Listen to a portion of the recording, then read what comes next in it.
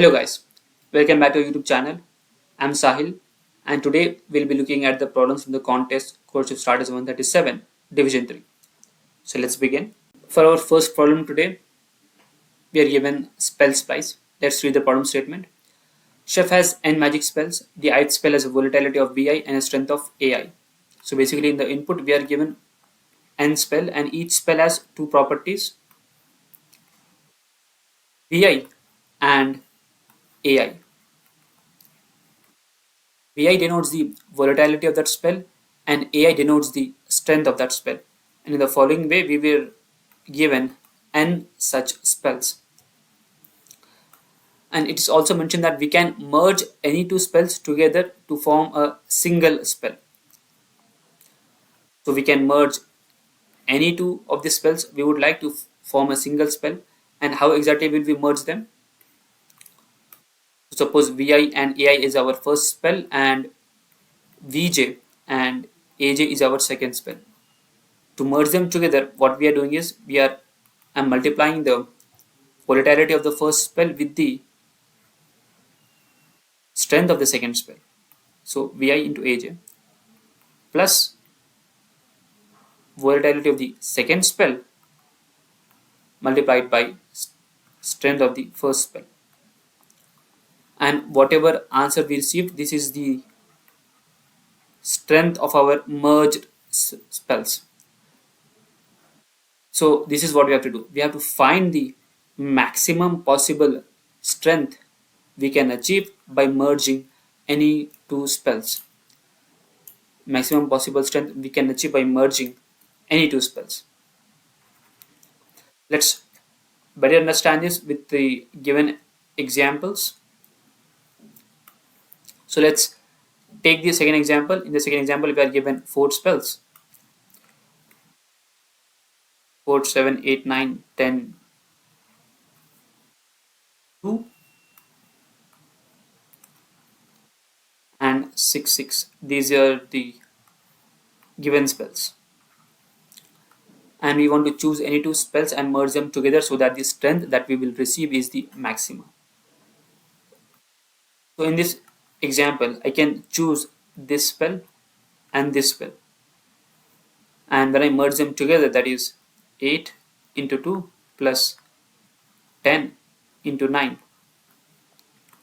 I receive the strength as 106, which is the maximum possible strength we can achieve among all the given spells. So this will be our output. So I hope everyone has understood the problem statement clearly. Let's proceed with the solution. Now, how am I supposed to find two spells such that they will give me the maximum strength? So before that, let's look at the constraints. The constraints here are t is less than or equals to 100 and n is less than equals to 100 as well. So by looking at the constraints, I can understand that an n square solution for this would work. So any brute force solution for this would suffice. Now, what would be the brute force solution for this? Simply, what I will do here is I will choose a spell and I will try to combine this spell with all the other given spell, store whatever the maximum possible answer I get,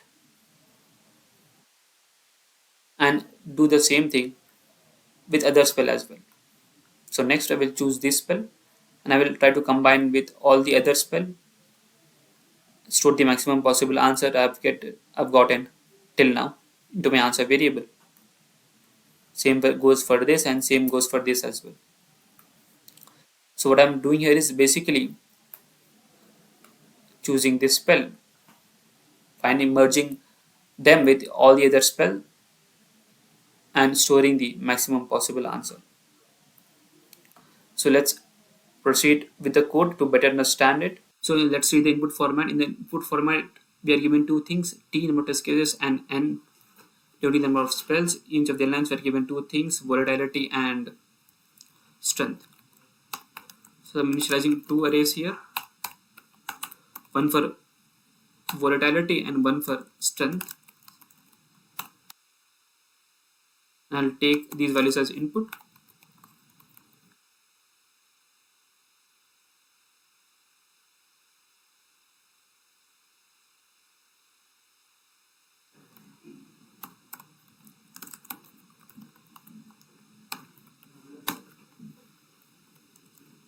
Now next, I want to merge every spell.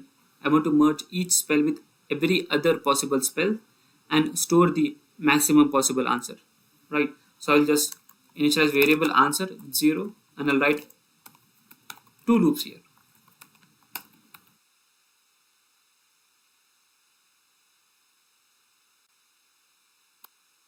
So my first for loop is helping me to choose the spell, and my second for loop is helping me to merge that chosen spell with all the other spells.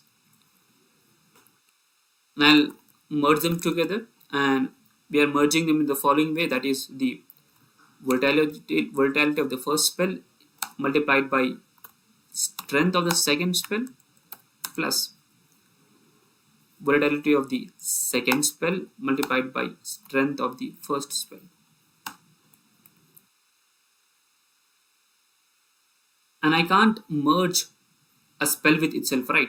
So I have to write this condition here while I is not equals to j. So I will initialize my sum variable outside as well.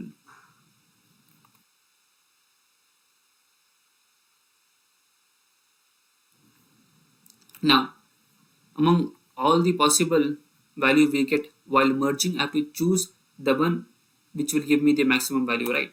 So we'll initialize another variable here, current, and I will store the maximum sum we get while merging with all the other spells.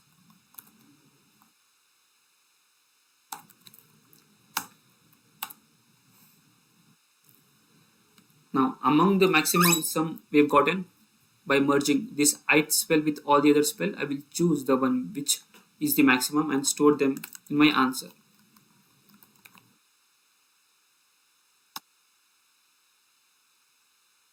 So that's it. I'll just print the answer now.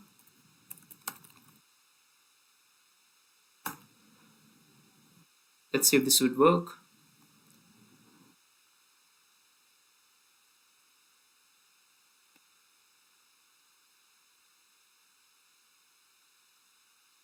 Yes, it's accepted. Let's move on to the next solution now. Let's read the next question. So you are given an array A of length n and a positive integer k. So for the next question, you are given an array A which is of length n, and along with this you are also given an integer k. Now it is also mentioned that the given integer k is greater than or equals to a of I, where a of I indicates the element of the array A. So every element of the array A will be between 1 and k. Now next, it's mentioned that you can do the following at most once. That is, choose an index I from the given array and a value x between 1 and k and set a of I to x. So among all these values, you can choose any index and set its value to x, and that x should be between 1 to k. So you can choose any index and set its value to x, which should be between 1 to k. Now what we have to do here is find the maximum possible value of the sum of the adjacent differences of a after performing this operation at most once. So what the question is basically asking from us is to find the sum of the adjacent numbers. Let us understand better with an example. So let's take the second example. Here we have 7 to 7 as the array, and k given here is 5. So we want to find the maximum adjacent sum. So let's calculate its current adjacent sum. 7 minus 2, 5. 7 minus 2, 5. So we are taking mod here, mod 7 minus 2. So the sum is 5 and the output is 10. Now this is the current adjacent sum. Now we want to find the maximum adjacent sum we can receive by performing the above operation, that is choosing an index and making its value to x. After doing that operation once, we have to find the maximum possible adjacent sum we can receive. So in this, what we can do here is, for this example, to receive the maximum sum, I can just change this to 5.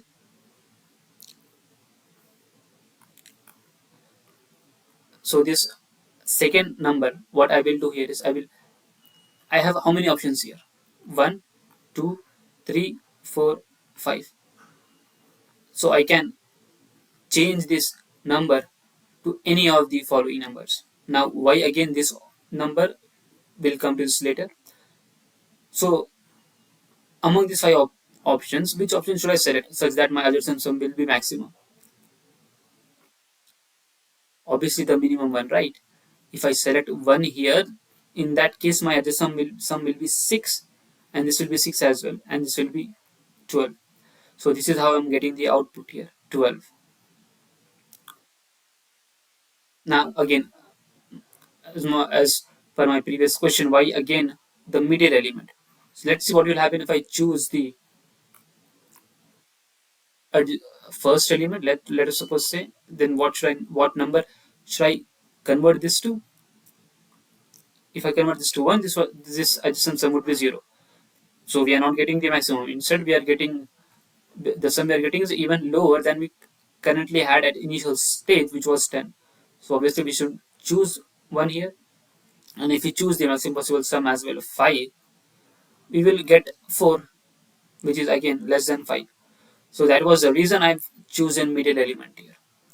So we have to choose an index in such a way that the max adjacent sum we receive is as max as possible. So I hope everyone has understood the problem statement. Let us proceed with how can we solve this problem now. Yes. Now, how should we proceed with the solution here? How should we determine what index should we choose such that the adjacent sum we receive is the maximum one? Again, before proceeding the solution, let's look at the constraints. It is given that n is less than or equals to 10,000, sorry, 1,000. So we can apply here an n square solution. N square solution would work for this question based on the given constraints. Now, how exactly should we solve this problem? Again, let me take an example here. Let me take the third example itself. So here I have 18, 3, 1, 4, and 19, and k given here is equals to 20. Now, what I will try to do here is take this element, convert it to x, find the adjacent sum, store this adjacent sum in max variable in my answer variable, and then move on. I'll do the same thing here. Then I'll take this element, convert it to x. Now, what should be the value of x, that we'll discuss as well. But right now, I'm just converting this to x. Now I'm again finding the adjacent sum of the entire array, storing the answer, the maximum possible answer I've received till now. Same. After 3, I'll go move on to the next index, convert this to x, find the adjacent sum, store the maximum possible sum, convert this to x, and among all the sum, all the values of adjacent sum we received, I'll output the maximum one. Now, my next question: what should be the value of x? How should we determine the value of x such that the sum we receive is the maximum one? So for x can be in range between 1 to k, right? This is what is mentioned in our problem statement. X can be from 1 to k. Now, for this sum to be maximum, let us take this example itself. Let us take 18 and 3. For this sum should be maximum, what should be the possible values here? What is the current sum? 18 minus 3 equals 15. The current difference is 15. Now, obviously, the for this difference to be as large as possible, one number should be, I should decrease the value of one number, right? So if I just decrease the value of this 1, of this 3 to 1, the current difference would be 17. The current difference would be 17. So what I'm doing here, I'm just substituting the value of 3 with x, where x is the minimum possible number that I can substitute. But should I always substitute the number with the minimum possible value? Let us look at this example. 1 and 4. The current difference is,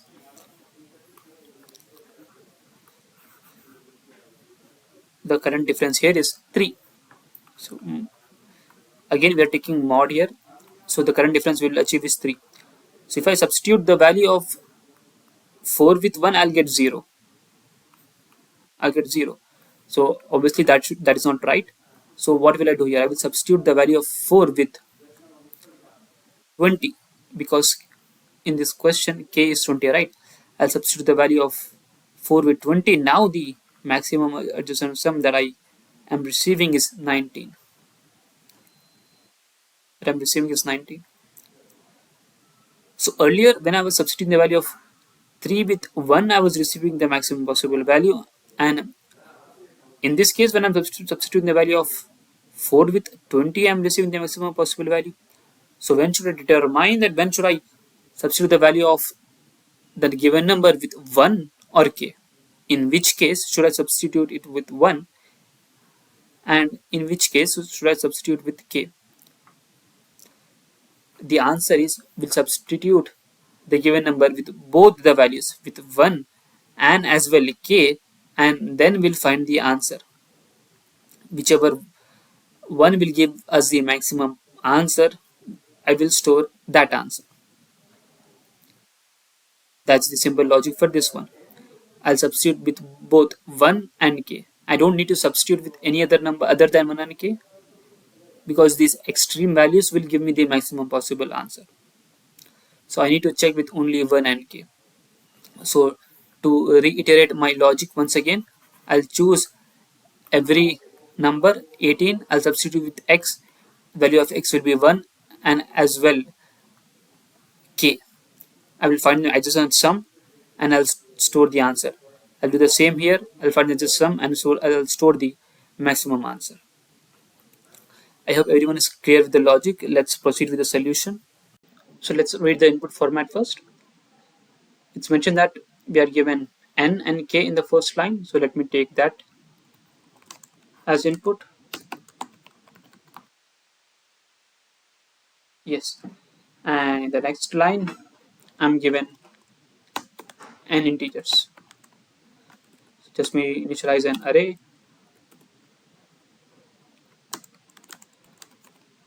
of size n, and I'll take the array elements as input.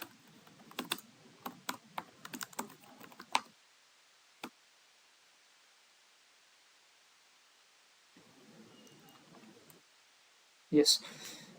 Now I'll initialize an answer variable, which will be the current adjacent sum, which will hold the value of the current adjacent sum I'm having. And for that, I'll just write a separate function,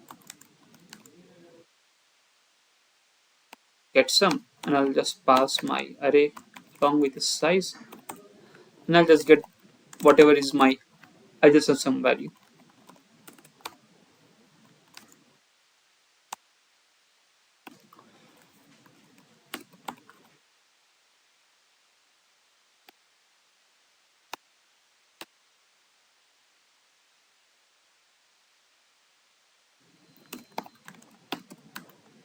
And as I said, I'm taking here to find the sum.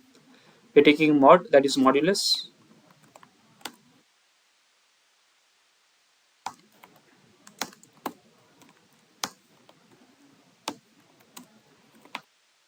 and I just return the sum.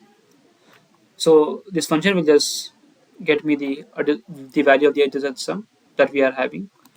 And I'll just call that sum, get some function, and pass these values. So this will be our initial answer. Now, what we are trying to do here is for every value of the array, I will substitute with 1 and k as well, because those are the extreme values that we are having that will get us the maximum adjacent sum. So I will just iterate over the array, will iterate over the entire array. I will get the value of whatever current array element value is, store that in a variable. I will change its value to 1 and I will get the sum.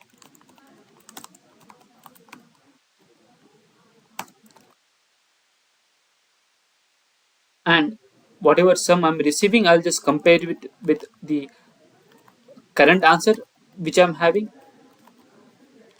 and I'll store the maximum one. But we are not just substituting it with 1, right? We are also substitute with k as well. So I'll just do this and I'll just use the same sum variable, and I'll again compare it with compare the sum I'm receiving with my answer variable and storing the maximum possible sum. Now after doing this, I still have to change back my value, change back my a of I to its original value, right? Because I'm moving on to the next element and changing that. So my earlier values should be intact. They should be whatever were given as input. So I'm just making sure I'm changing that a of I to its original value as well. Now that's it. My sum answer variable should hold the maximum possible adjacent sum that I can find with this, and I'll just print that answer. Let's see if it will work.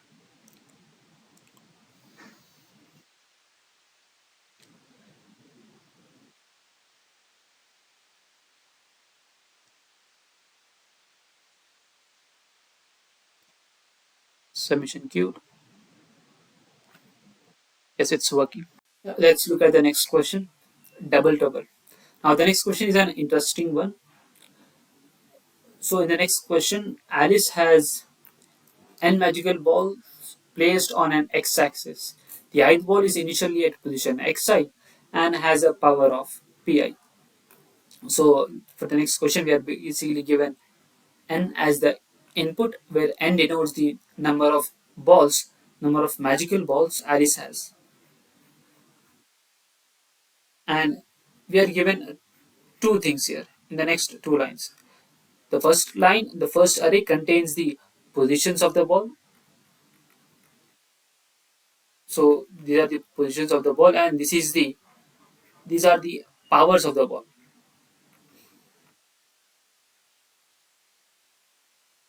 Now this is what is given to us in the input. Now what do we have to do here? So what Alice can do here is he she can select any ball.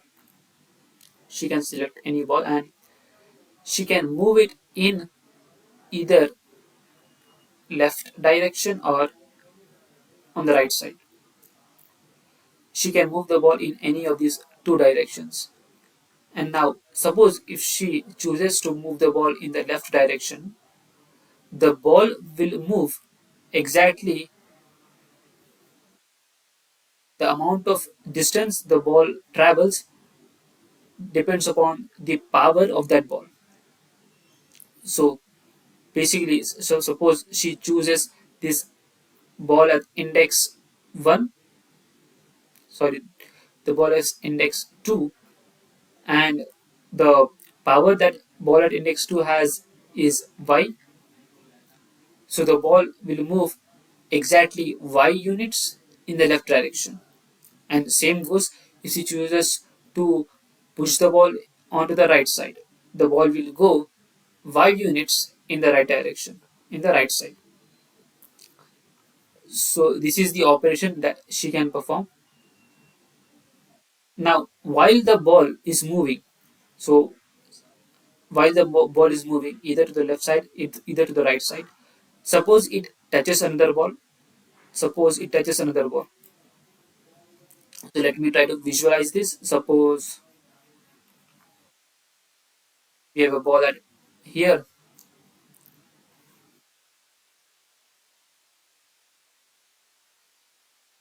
Alice decides to move this ball into the left direction. While this ball moves here, it touches this ball. Now, when it touches this ball will also start traveling in the same direction, that is left direction. And how much distance it will travel? The same. The amount of power this ball has, it will travel the same amount of units into the left direction. And when it touches this ball, the same thing will happen. The same goes for here. If Alice decides to move the ball into the right direction and it touches this ball will also start moving into the right direction based on the amount of power this ball has. So the amount of power this ball has, the same amount of units, this ball will travel in the right direction. Now, when a ball travels, that is, when a ball starts to move, that is when we call the ball as activated. The ball has been activated. So we can manually activate a ball by pushing it in any direction we want, that is left or right. So suppose we activate the ball by pushing it into the left direction and it touches another ball and that ball as well starts moving into the left direction. That ball is now set to be activated. That ball is now set to be activated. So however many balls move into the direction, any direction left or right side, those are set to be activated. Now what we want here to do is to check whether we can activate all the balls, to check whether we can activate all the balls by moving at most two balls in any direction we want.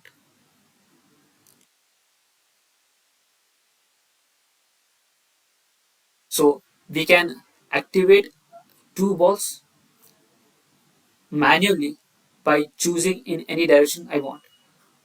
So I can choose this ball, I can choose this ball. Suppose I activated this ball and activated this ball. And this ball activates this and this ball activates this. So this ball remains as it is.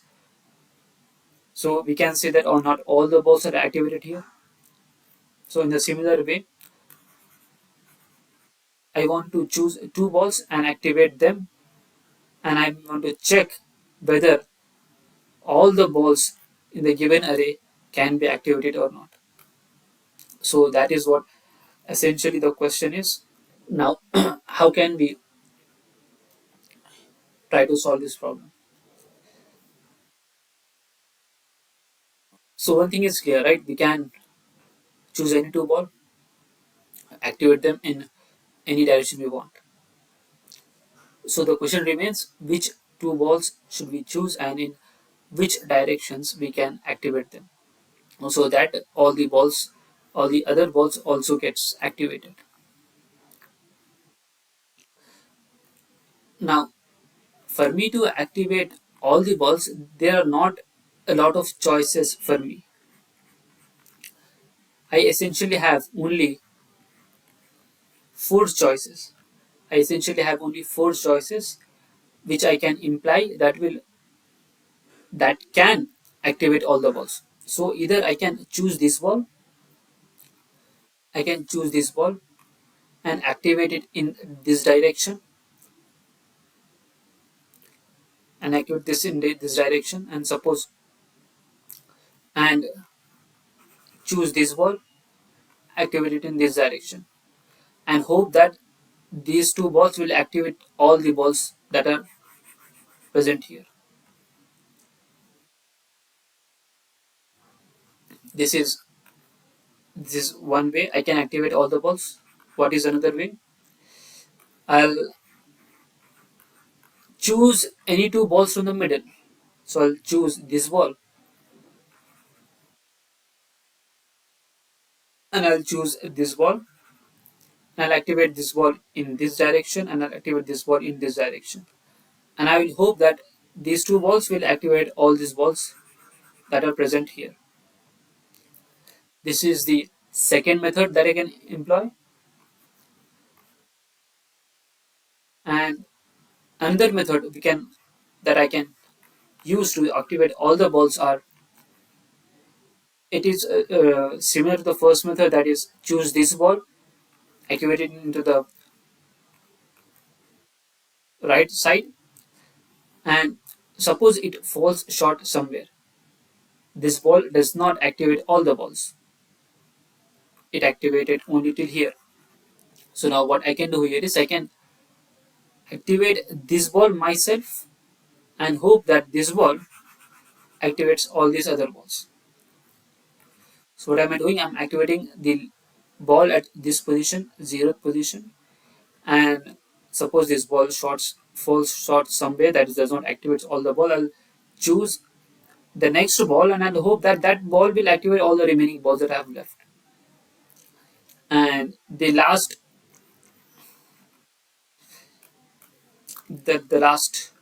condition or the last variation which I can use to activate all the balls is, you might have guessed it already, that is choose this ball, activate it in this direction, and again if this ball falls short somewhere, that is not able to activate all the balls, suppose it reaches only till here, I'll activate this ball myself and I'll hope that this ball activates all the other balls onto its left side. So essentially I can employ only one of these. I can employ these four techniques to check whether all the balls can be activated by only two touches. That is, by activating two balls myself, whether I will be activate whether I will be able to activate all the balls or not. I can check by using only these four conditions. So let's see how we'll be able to code these four conditions. Now in the input format, we are given n number of balls, and then we are given the positions of the balls. Let's take them as x as well. And next we are given the powers of the ball.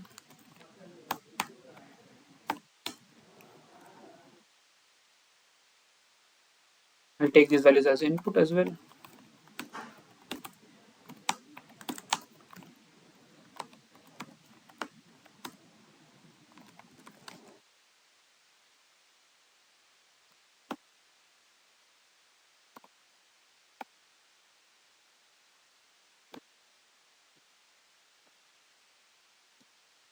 Yes.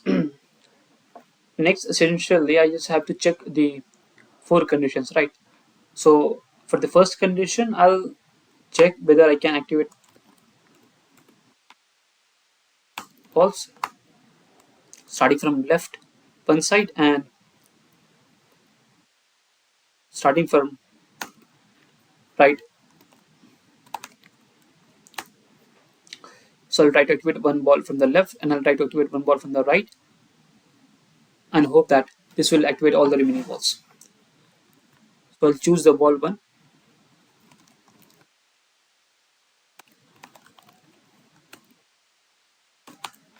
Now, how will I determine that if a ball is able to activate the next ball? So basically, suppose I've chosen this ball.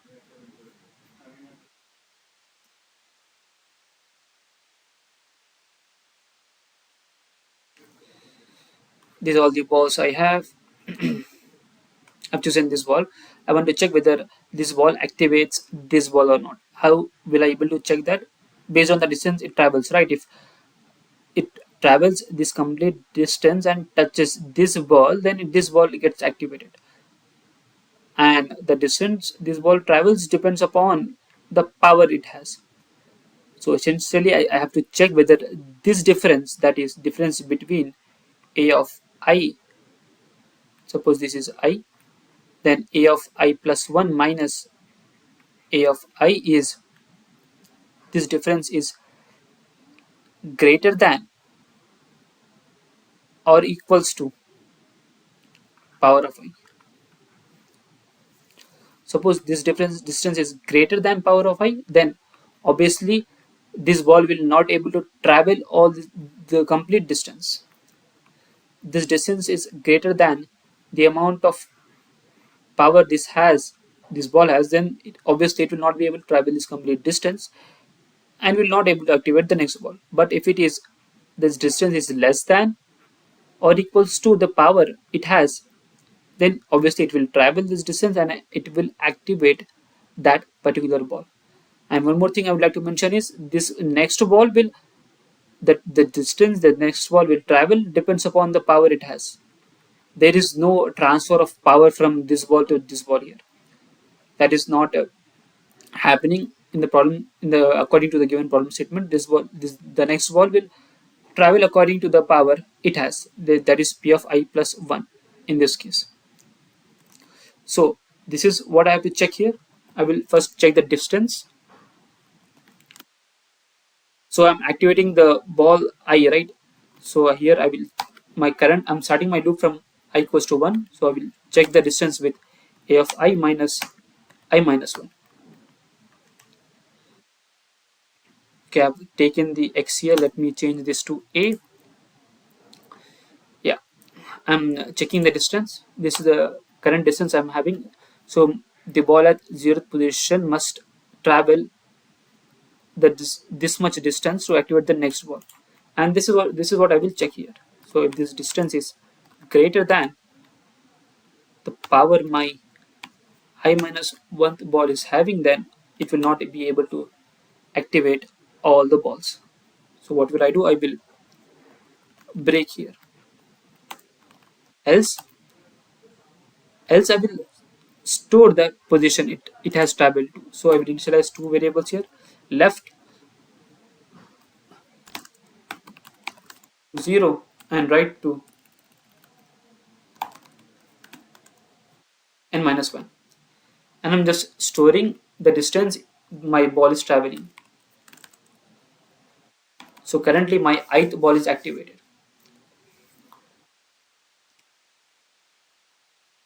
Now this is from the left, right? This is from the left. Now I have to do the same thing from the right as well. So essentially I'll write the same thing, but instead of starting my for loop from I equals to 1, I'll start from I equals to n minus 2. I is less than or equal to 0, I minus minus. And here what will I check? The distance it is supposed to, my I minus 1th ball is supposed to travel is a of I minus a of I plus 1.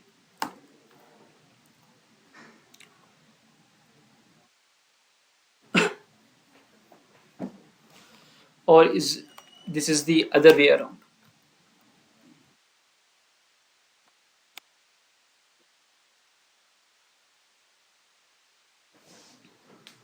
So since the values are in ascending order, the values on the x-axis, the positions of the ball keeps increasing.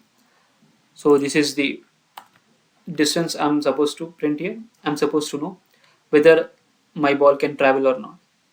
A of I plus 1 minus a of I. Now I will check whether this distance my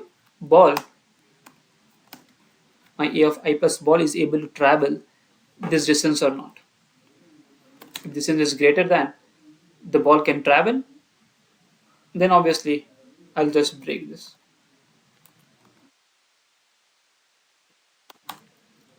Else I'll update its position.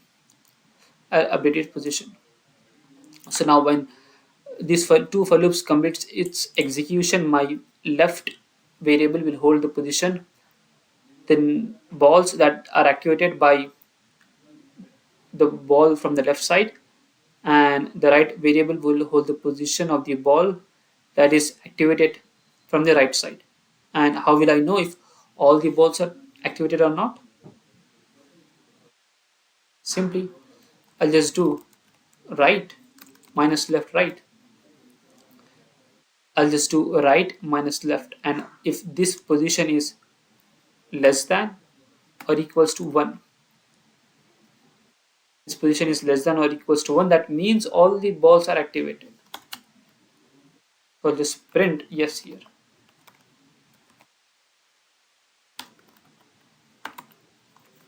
And don't, I'll just write continue here. Now again, y less than or equals to minus 1. So suppose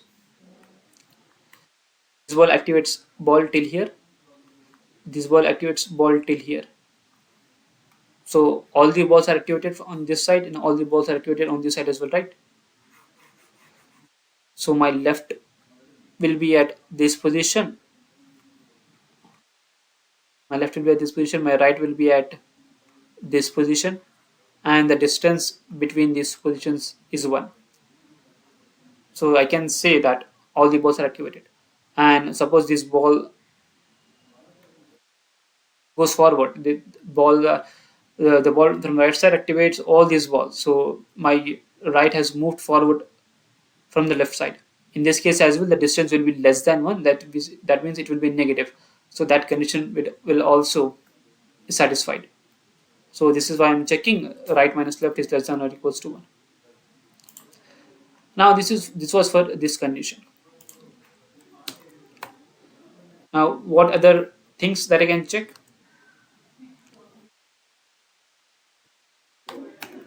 I'll activate ball, choose a ball and I'll activate it in the left side, this direction. I'll choose a ball here, I'll activate it in this direction. Now how will I able to choose these balls? Essentially which ball I have to choose so that it activates all the balls from on the left side and on the right side as well.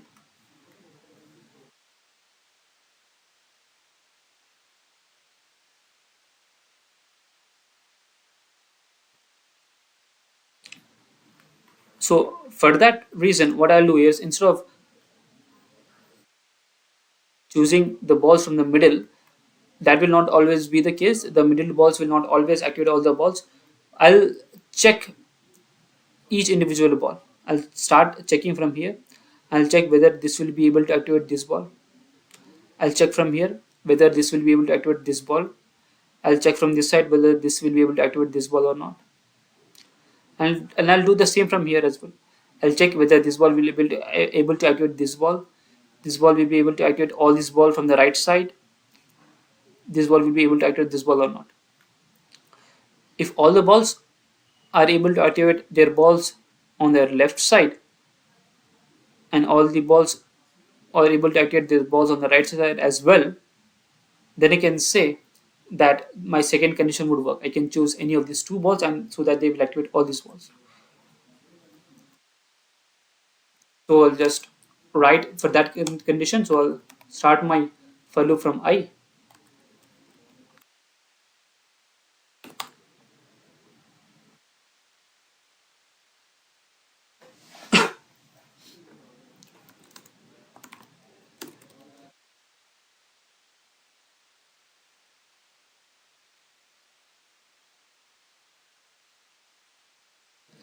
Fi minus Fi minus 1. Now, so which ball's power should I check now? I'm now activating ball A of I. So I should check with power P of I. I should check with power P of I here. So earlier as well, oh, I made a mistake here. I'm supposed to check with P of I, not A of I. Yeah, yeah. So earlier I was checking with the power P of I minus 1 because I activated the ball at the 0th position, right? But here in this case, I activating the ball at the first position. I'm checking if it's able to activate on the left side. So my current the position of the power of the ball I should check here is P of I itself. And if this is greater than, I'll just break, and same else I'll just update the left here with I.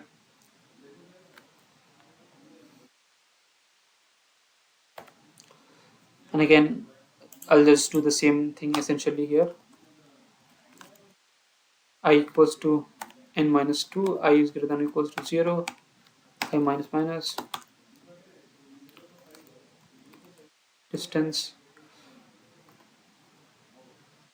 So basically I'm checking if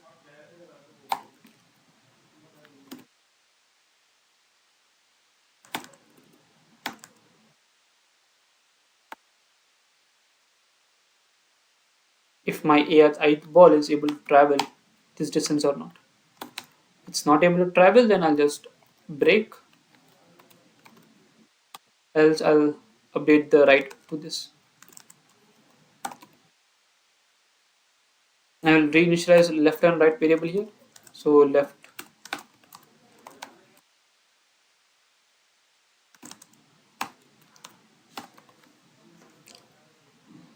and again if my right minus left is less than or equals to 1, that means I'm able to activate all the balls.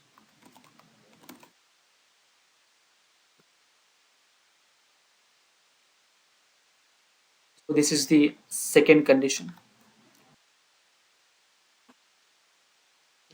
Now next, I will check whether I can activate the ball from the left side or not.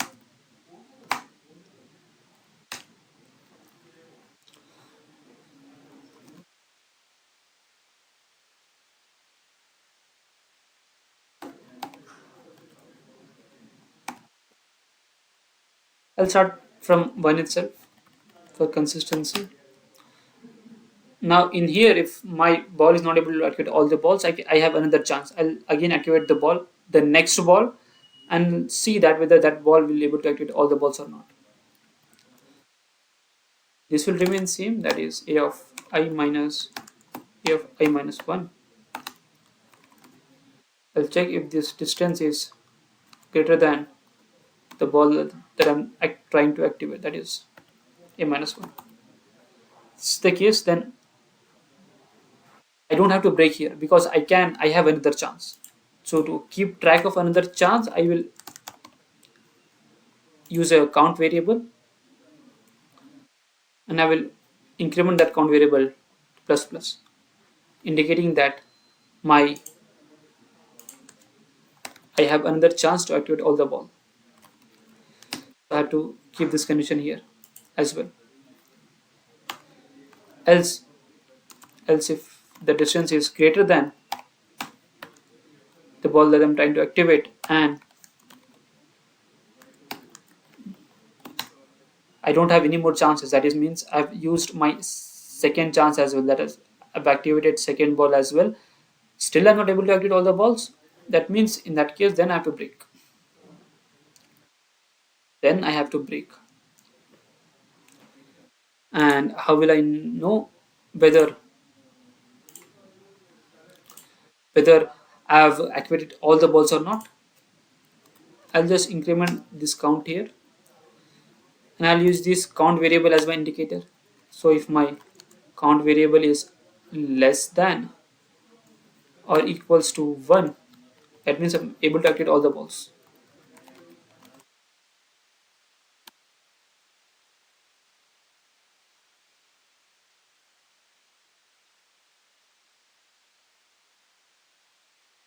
Now I will check the same thing by activating the ball from the right side as well.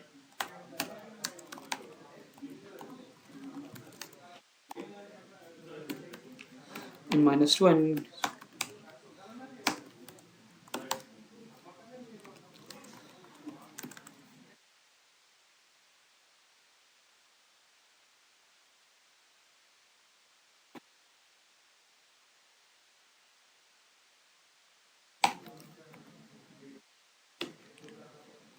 so my a of I plus 1 a of I plus 1 ball should travel this distance.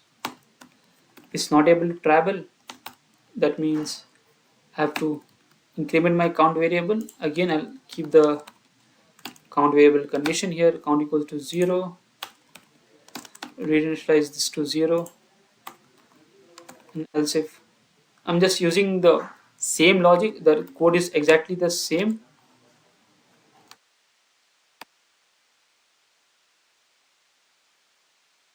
Just activating the ball from the end here. Count plus plus and break as well.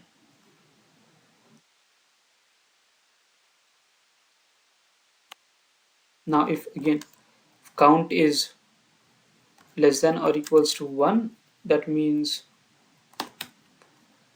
I'm able to activate all the balls.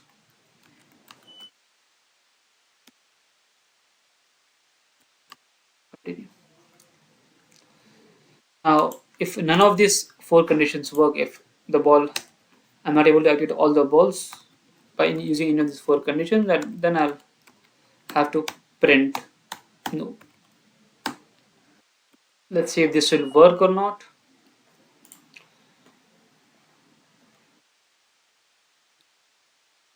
Okay, we're getting wrong answer for the fourth output. Let's see. Okay, so we have used array A and so we have to use power array.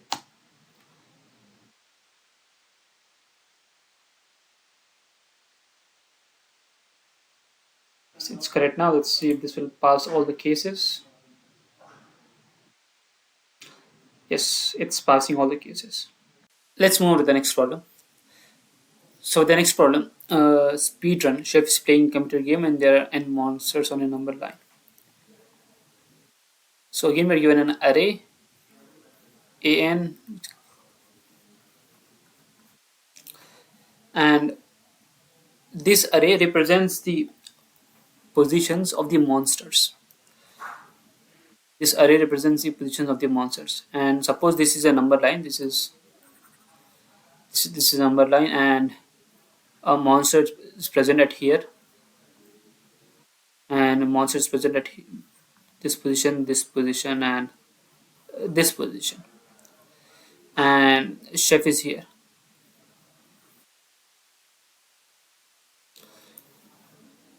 And we are also given an health. So this monsters has health h of I.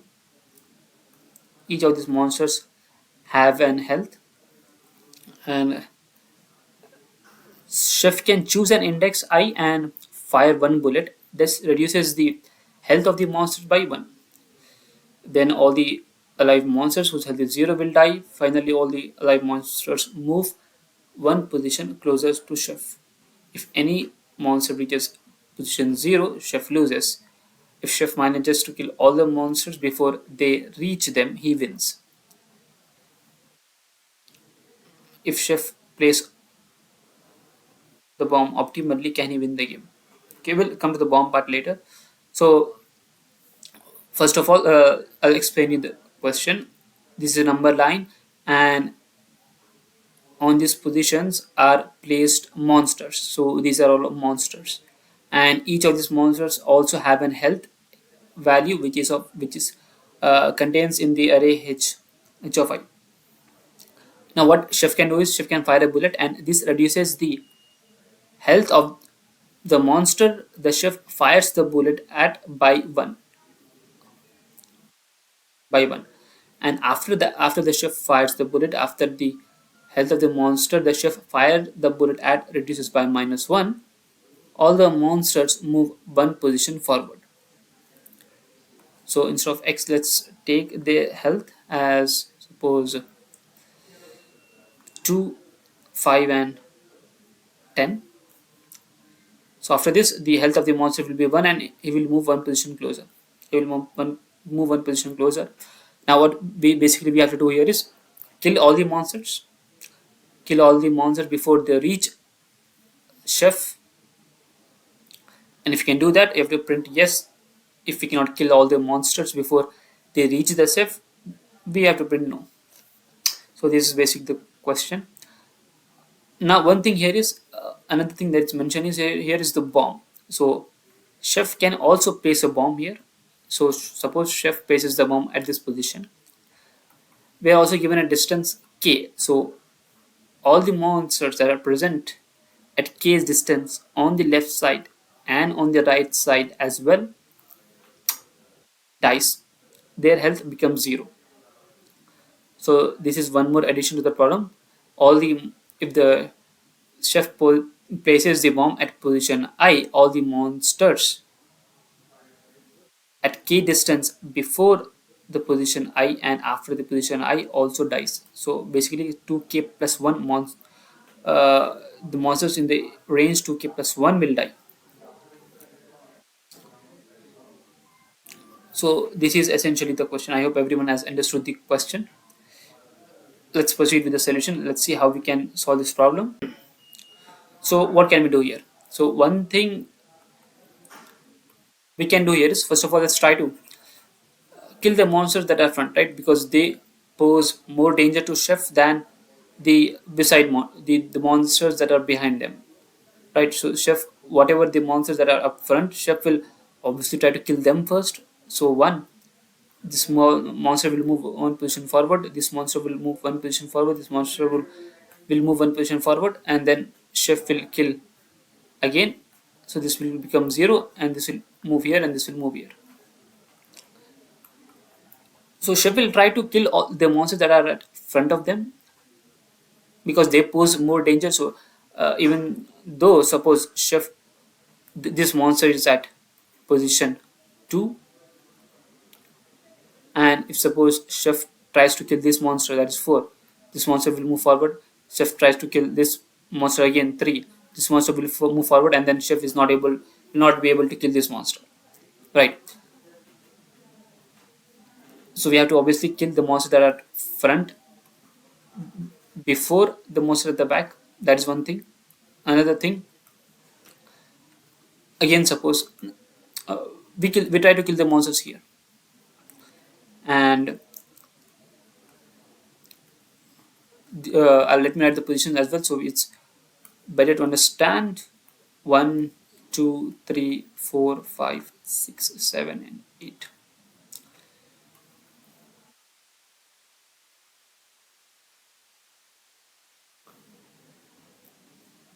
Now chef will try to kill this monster, this position, this will be 1, and this monster will move one move forward, this monster will move one forward, one position forward, and one position forward. Now chef will try to kill this monster again, this will become 0, this will become here, 3 will come here, 5 will come here, and 10 will come here. Now chef will not be able to kill this, right? Even though chef is able to kill this first monster, he is not able to kill the second monster. So this cannot work. That is, linearly just firing the bullets at the front person will not work all the time. So for that reason, we also have a bomb. But how should we decide at which position should we place the bomb? How should we decide at which position should we place the bomb? So one thing is clear is that the monsters that chef can kill with bullets, there's no need to use bomb for those monsters. The monsters which chef cannot kill with bullets, those are the monsters we need to use the bomb for. But again, how should we determine which monsters is chef able to kill with bullets and which monsters is chef not able to kill with bullets? How do we determine that condition? I mean, one thing we can do here is simply calculate the distance, right? Simply calculate the distance the monster is away from the chef and its health value. If its health value is greater than distance from chef will not be able to kill this monster. Chef will not be able to kill this monster. But is this all? Is this the only condition that we need to check? The condition which we just saw earlier, that is 3 position. What was happening in this case? So earlier this was 2, right? This was the initial position. So we were able to kill this. So the monster will move one position forward and its health will be one. And this monster will move forward and will kill this, and this monster will move forward, and all the monsters behind will move forward as well. Now what will happen? We will not able to kill this. We will not be able to kill the monster with health 3, right? Even though at initial its initial position was 4, that means its distance from chef was less or equals to, no, its distance was 4, right? So its health is 3, and its distance from chef is as well 3. So by using this condition, we should be able to kill that monster. We should have been able to kill that monster, but there was another monster in front of that. There was another monster in front of that, and so our bullets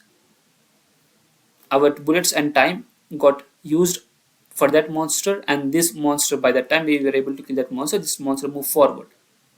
So this is not the only condition that we should check, that is distance from chef. If the health of the monster is greater than the distance from chef, then we will be able to kill that monster. No, this second condition, this single condition will not suffice. We also have to account for the health of the monsters that are before the current monster. So 2 plus 3, this is 5. So we should check for this condition. Basically we have to take the prefix sum of all the health of the monsters before the current monster. If their prefix sum is less than the current its position, then we can say yes, we can kill that monster. Yes, we can kill that monster. But if all the prefix sum that we receive is greater than its current position, then we cannot kill that monster. We cannot kill that monster. So now coming to the original question, for monsters that we cannot kill using the bullets, we have to use a bomb. We have to use a bomb for this. And whatever position we place the bomb, that will kill all the 2k 2k monsters that come after that position, right? So we were not able to kill the monster at with health 3 at position 4, so we'll place a bomb here, and this bomb will kill all the monsters at positions 2k that comes forward. So this is essentially the only thing that we have to check. And after killing the after placing the bomb as well, after doing all this, what I'll do is I'll just reiterate. I'll start comparison from again. I'll take the prefix sum again, and if I find that I'm not able to kill any other monster, then my answer will obviously no, right? Because I can use the bomb only once. I can't use it multiple times. So after using the bomb as well, if I find any monster whose distance is greater than the prefix sum of the health of all the monsters that come before it, then my answer will be no. Else my answer will be yes. Else my answer will be yes. So let's try to code. So in the input we are given n and k as well. K is the distance of the bomb, and then we are given two arrays indicating the positions of the monsters and the health of the monsters.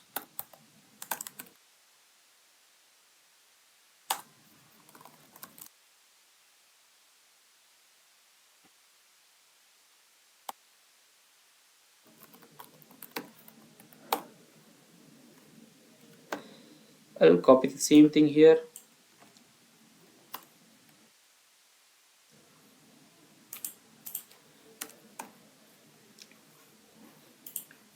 So we have taken the input. Now, as you have seen earlier, we have to find, first of all, find if we can kill all the monsters with just bullets. If not, then we have to use the bomb. And how will we determine if we can kill all the monsters with bullets? We have to take the prefix sum. And the constraints here are n could go up to 10 power 5 and a of I could go up to 10 power 9. So we have to take long.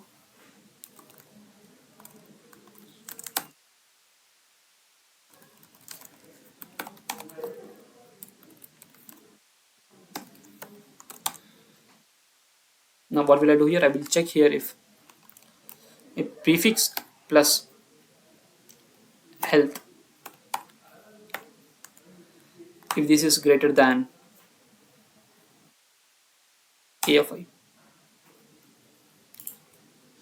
If this is the case, if the prefix sum of the health of the monster that comes before it is greater than the current monster,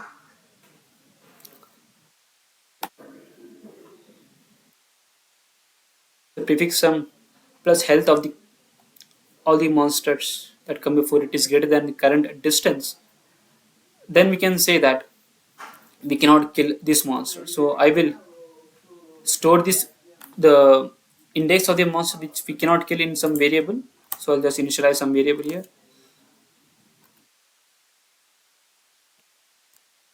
-1.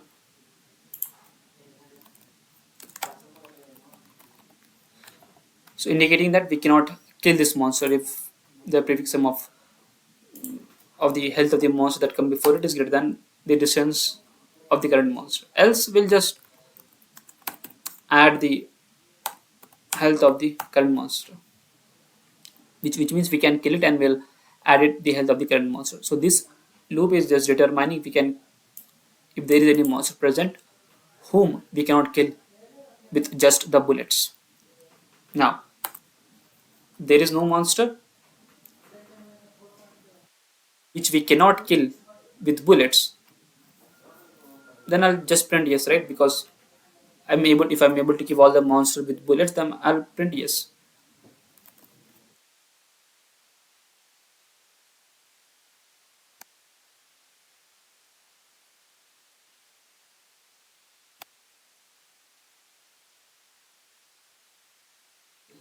There's no monster. If I can kill all the monsters with bullets, I'll just print yes directly. Now, suppose there is a monster which whom I cannot kill with bullets. I have to use bomb. So I'll place that bomb where, at index I, which is stored in variable mon.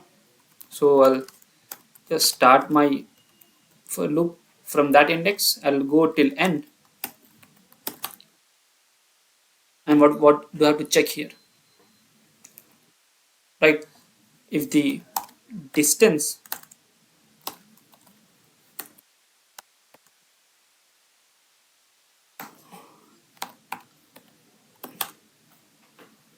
if this is the case, that is all the monsters in range 2k, I'm initializing to, I'm able to kill. The instance where this condition failed, that instance I find a monster whose range is greater than 2k, then I have to start from that index again, right? I have to start from that index again. So I'll store that index in some another variable again. Monster 2 will be I. Monster 2 will be I. And I'll also make health of these monsters to 0. And I have to break here as well, because the bomb will not work for this monster, so I will just break it out. So this is essentially calculating the distance. If the current distance minus the distance which I've placed the bomb at is greater than 2 power k, then I can, the bomb will not work, right? So I'll just, I have to check with those monsters, I have to kill with bullets again. So I'm just storing that index in monster 2 so that I can check again if I can kill them with bullets, and I'm breaking out of here. Else I can just kill them with bomb and their health will be 0. Health will be 0. Now there may arise a case here there may arise a case where suppose these are the monsters, these are the monsters, right? And this is the end, suppose, and I cannot kill this monster with bullet, suppose. So I will place a bomb here. I will place a bomb here. Now this bomb is of range 2k k. Now let's use a value here. Suppose k here is 5. So if I place a bomb here at 5, then the remaining distance is less than 5, right? The remaining distance is less than 5. So the bomb will work on both the sides. So on the right side as well and on the left side as well. The bomb will work on the both side, on the right side as well, on the left side as well. So the right side where I'm calculating, on the left side as well I have to calculate how much distance will the bomb travel, and how many monsters will be able to kill.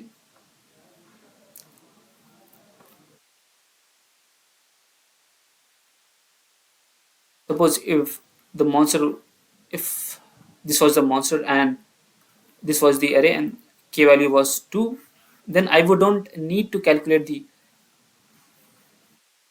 the monsters that come before it that will use the bomb, because I will use the bomb on the right side as well, only on the right side. So this and this, because we have a lot many more monsters that are coming up that are needed to be killed. But in this case, what is happening? But in this case, what is happening? There is space here, so I'm using the bomb for in this space, in this range itself, not the monster that come before it. So I have to account for this condition as well. If there is no space for me to use a bomb, that can be used on the left side as well. But if there is space, I'll use it on the right side, totally on the right side. So what will I do? Will also check whether I can kill the monsters. I will also check whether how many monsters I can kill from that position to the starting. And there's one more point that I would like to mention here. So I'm putting the position I at monster 2, right? So this will indicate the range of the bomb that I'm the last position of the monster that my bomb will be able to kill. But this current position monsters I will not be able to kill because this condition is failing. It is greater than 2. It is greater than 2 into k. So I have to do -1 here. Means this was the last monster that I was able to kill. The current monster I'm not able to kill. So from that monster till the previous one, and I'll just check the same.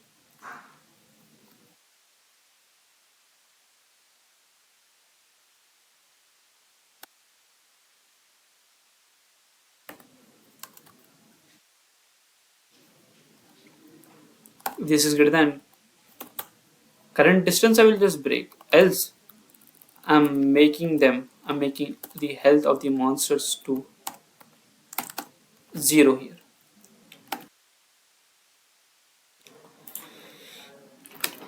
Yes.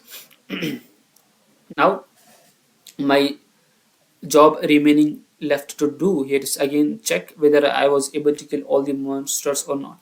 So I'll again just use the same code which I've written earlier. Just use the same thing here. Prefix initialize this to 0 again.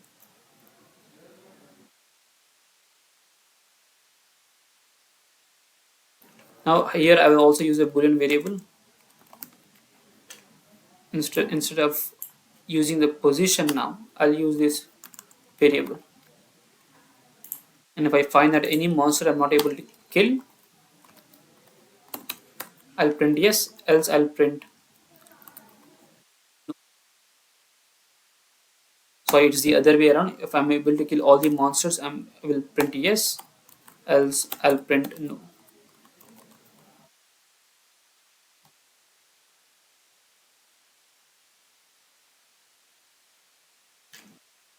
Let's see if this will work or not. Let's run the code.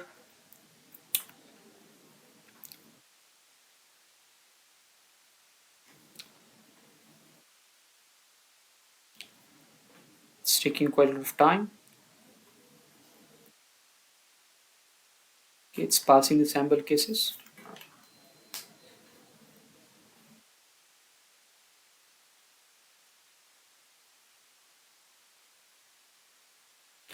Yes, it's passing all the cases as well. This is it, guys. Hope this video was beneficial for you. If so, please like and share this video. And for more such content, subscribe to Smart Interviews channel. Till then, meet you next one. Bye bye.